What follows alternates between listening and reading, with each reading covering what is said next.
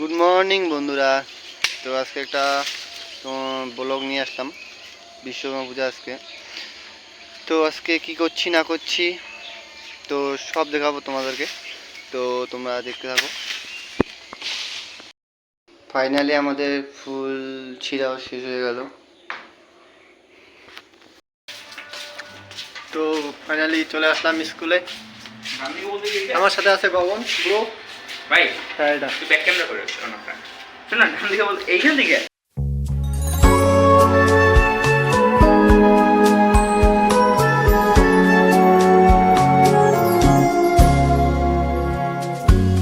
Beneath the moon and the stars, made by the তো finally পূজা শেষ স্কুলে।